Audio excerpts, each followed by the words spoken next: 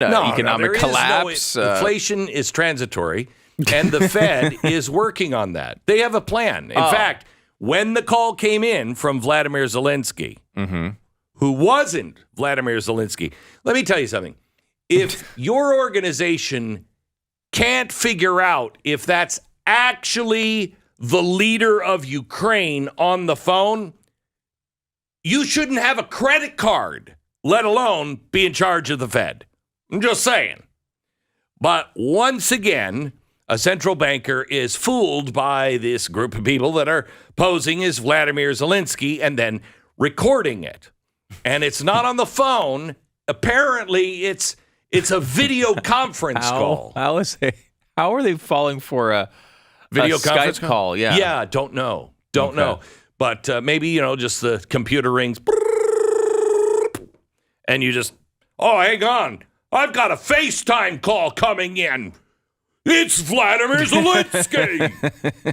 We didn't hear from your people or anything. How'd you get my number? Well, let me tell you all my deepest, darkest secrets that I'm not going to tell everybody else, but I'll tell you, Vladimir, because you're trustworthy. Here's what Powell said. Now, this is not what he's telling the American people. Listen to this. But what we're going to find is that growth in 2022 was positive but modest. It was subdued. So 1% around that level. In terms of this year, most forecasts call for the U.S. economy to continue to grow, but at a pretty subdued level. Mm-hmm. So growth of less than 1%. Less than 1%. So stop for a second. Does anyone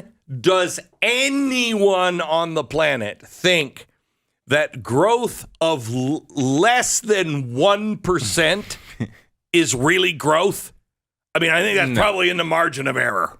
Yeah. And I honestly, considering what other economists are saying, growth of under 1% would be positive. Yes, it would. Compared to what they're actually predicting, which is recession. Right. So he's maybe in the spin zone where he's like, but Vlad, listen, we can keep sending you those bullets because our growth is like crazy right now. Crazy high 0 point something numbers. Yeah. It's great. We are on track for another record year, and I mean that. Here he is. But we would tell you that a recession is almost as likely as very slow growth. Wait. That's not what you tell us. That's a fact, and I think that is partly because of us having raised rates quite a bit. Oh, but this is what it takes to get inflation down. Whoa! Why are we having a recession according to the Fed chair? Because the Fed is raising rates. Now, wait a minute. I got to get my arms around this. This is a whole new concept that raising rates puts people out of work, makes it harder for them to put food on the table. It's a whole new concept. Give me 60 seconds to digest it because there's more coming. Hang on just a second. I want to make sure I understand this. So we're in a recession. Why? Because, or we could have a recession, according to Jerome Powell, just as likely. Why? Because they're raising interest rates. Stu, why are they raising interest rates? Because of inflation? Trying to get inflation under control? Get inflation. What is the definition of inflation? Too many dollars chasing too few goods? So what is the real problem? We have too many dollars and we have too few goods. So there's two things you can do there. Right. You can get people working to make more goods, or you can get rid of all of those dollars. Okay. The first thing you do, if you want to get rid of dollars, what's the first thing you do? Raise interest rates? No. The first thing you do. If your house is underwater because you had a faucet that just blew, a pipe that just blew. What would the first thing you would do? Turn off the water. You'd turn off the water. So stop printing money. You'd stop printing money. That's a great idea. So the first thing you would do, now I'm not a plumber, nor am I a printer, but I am a thinker. The first thing you would do is shut the printing press off. Okay. All right. Is our government doing that? No. What's the reverse of the government doing that? Right. They're doing more of it. Is he saying in here that we should stop our out-of-control spending? He is not. No, he's not. Instead, he says we're going to cripple people. Now, I'm going to let you hear it from his own mouth, but there are other options. Again, I don't have my degree, which would, I think, make me blind to all of the real solutions and the real problems. So I wear that as a badge of honor. But I don't have a degree in economics. But I think I have some solutions next. And but what we're going to find is that growth in 2022 was positive but modest. It was subdued. So 1% around that level. In terms of this year, most forecasts call for the U.S. economy to continue to grow, but at a pretty subdued level. So growth of less than 1%, let's say. But we would tell you that a recession is almost as likely as very slow growth. So that's a fact, and I think that is partly because of us having raised rates quite a bit. But this is what it takes to get inflation down. To get inflation off of the high, we've had inflation at its highest level in 40 years. To get inflation to come down, what we need is a period of slower growth so that the economy can cool off, so the labor market can cool off, so that wages can cool off. And so that's how inflation comes down. That's the only way we know to bring inflation down. No, it's not. And it can be painful, but we don't know of any painless way for inflation to come down. Okay. So first of all, let me ask you something. How are these guys... I mean, what is Vladimir, the fake Vladimir, saying to get into these conversations and to have? Does he's just calling the central banks and like, listen, it's Vladimir. I want to know, tell me stuff that you will not tell your own people. Yes, I'm just calling for confidential information that you want to keep on the QT as we set up a new world government. What is he asking? What are they expecting to get on the phone? Yes, central bank. I just want to know. I know you're not my central bank. I have nothing to do with you. But I want to know, what is your plan? What are they saying to get on the phone with these people? It's incredible. And that they keep falling for it. And we've been talking a lot about AI. This is just the beginning of this. Oh, it's crazy. Every single one of these people is going to fall for one of these calls. It's crazy. Right? I mean, it's great. I mean, because, it'll expose things, Great's not the word I would use for this. Well, no, I think it's great because it'll expose things and then nobody will do anything about it, which is a total change. Oh, that kind of great. Now, listen. So he says it's an equal chance that we're going into a recession, and that's a fact. Have you heard that fact said to the American people? Not from him. No, not from him. Not from anyone in the government. Not from him. Okay. So we have 40-year highs of inflation. Pretty bad. That's a fact. So the only way to do it is to slow growth, slow down labor, and slow down wages. So let me get this right. Let me use regular faithful speak. I'm sitting there not having a Bud Light at the end of the bar, and this hoity-toity guy comes to me and he says, well, we got to slow growth. We got to slow down labor and wages. Now, I think what he's saying here in bar talk is he's going to throw a wrench into our economy, and then he's going to get a bunch of us fired, and then the rest of us are going to have sucky wages, because that's the only way out. Really? No. Here's another idea. You could tell people to get their ass off the couch and go back to work, because this sugar daddy teat off of Uncle Sam ain't giving you any more milk. How about that one? That would be good.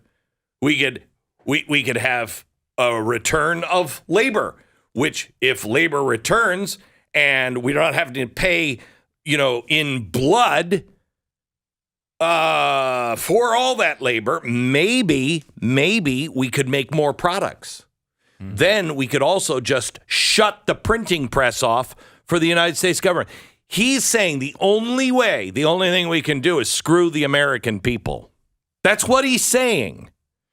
The only thing we can do is hurt the American people, because they don't matter anyway. The last thing we want to do is piss off Congress. We don't want to piss off the Senate. And besides, we're all in it, because remember, I'm the head of the Federal Reserve Bank, a wholly owned private company made up of, well, dare I say it, banks like J.P. Morgan Chase. Am I the only one? It's like I feel like I'm standing in a crowd and everybody is going, wow, this is fantastic. And I'm like, wait, no, but he's saying he's going to put you out of business and he's going to hurt I know, but he's really got it under control. No, he's the guy who caused all of these problems. I know, but look at his hair, right? And he's on the phone with Vladimir Zelenskyy. That guy's great. No, I think he's a criminal too. What a conspiracy theorist. I just feel like I'm standing in a crowd going, would somebody wake up? And you're not even seemingly that worried in fact that a fake Vladimir Zelenskyy can get on the phone with Jerome Powell on a video call somehow with AI, which is right around the corner, where we are now, we talked to a woman who had not a famous person like Vladimir Zelenskyy, but her daughter. Her daughter, who had like 5 sentences spoken on the internet, converted into a hostage tape. We're around the corner of basically any voice being on the phone, and you're not going to know if it's real or not. And we're going. This is what we're dealing with. Not even our federal government can sift through this. What happens, Glenn, when someone makes a legitimate, seemingly sounding credible threat of nuclear attack? What do you mean? Vladimir Putin calls up Putin. We've got Vladimir Zelenskyy on the phone. Right. Really? Is it the real one? Yes, he said he was. Right. What happens when one of our idiotic government officials falls for something like that? I mean, that's gonna happen. Maybe not to us, but somewhere. Certainly, we are so screwed. We are so screwed. That's why I keep getting every one of the ending of the conversations I have about these topics are just like, we're so screwed. That's how it always ends. Oh, no. You got to end it differently now. Okay. Instead of saying I'm so screwed or we're so screwed, you say this.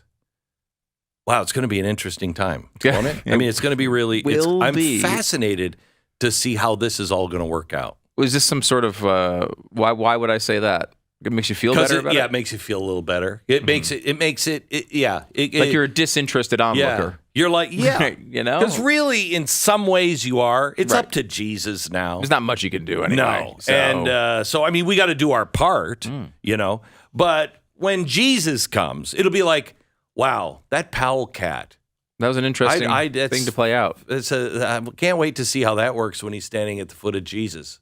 I don't think but who knows? I'm not here to judge. It'll be fascinating to watch it. Yeah, to see what happens. I'm not here to judge. Mm-hmm. I'm here to point out the guy's a stinking liar, and now that a fake Vladimir Zelenskyy bot talked to him on the phone. We now have the evidence, instead of it a conspiracy theory, we now know. Unless it was the real Vladimir Zelenskyy and Jerome Powell was the AI. Put that in your pipe and smoke it. I like this new approach of yours because I think about this like you're watching Breaking Bad. Mm-hmm. His entire life is falling apart around him. His potential drug empire he may go to prison. He may be shot. He may be killed. And that whole time, this is pretty interesting to watch. I wonder what's going to happen. That's how I reacted to that. Exactly right. What if I do that with real life? Okay, so I was just watching. My son wanted to watch Valkyrie with me. Oh, okay, classic. I love that. Okay, movie. So we watched Valkyrie together, and the general is, he's like, I don't know, is Hitler dead? And I'm at the couch and I'm like, who cares if he's dead? Right. Move! Yeah. Okay? Mm-hmm. And I said to my son, I have to get up. Those movies, and sometimes you get into that place where you're like, I can't watch this. And you're like, it's a show. Mm-hmm. That's the way you have to be. We've been walking around our couch going, I can't watch this. Oh my gosh, these people are so stupid. I can't watch this. Yeah. Just watch it. Yeah, watch it. Just watch it. This is going to be really interesting to see how this plays out. I bet I know how this ends. Yeah. Because that's the thing that we really have to start doing. You know how you're like, yeah, the kid wasn't seeing just dead people. Bruce Willis is dead too. Let's be spoilers. Mm-hmm. You know what I mean? Yeah. Everybody's like, I can't wait to see how that turns out. I know how it turns out. Okay? I'm going to spoil it for you. It's disturbing. It's disturbing of a way to go through life, but I think it's going to be better. I think this new non-attached, like just disassociated approach to life will make regular life that much better. Now, that doesn't mean I don't take it seriously. I certainly take it seriously. I took Breaking Bad seriously. I was very interested in what would happen. I just didn't. Since I'm guessing the ending, I'm not going to be in the movie theater going, oh my God. I'll be there going, yeah, I know. Crazy, isn't it? By the way, I've got everything packed in my camper. Bye-bye. Including your Valkyrie DVD, which I will say, by the way, Valkyrie comes on TV, gotta watch it. I can't not watch it. If it comes on, I have to watch it. It's one of those movies.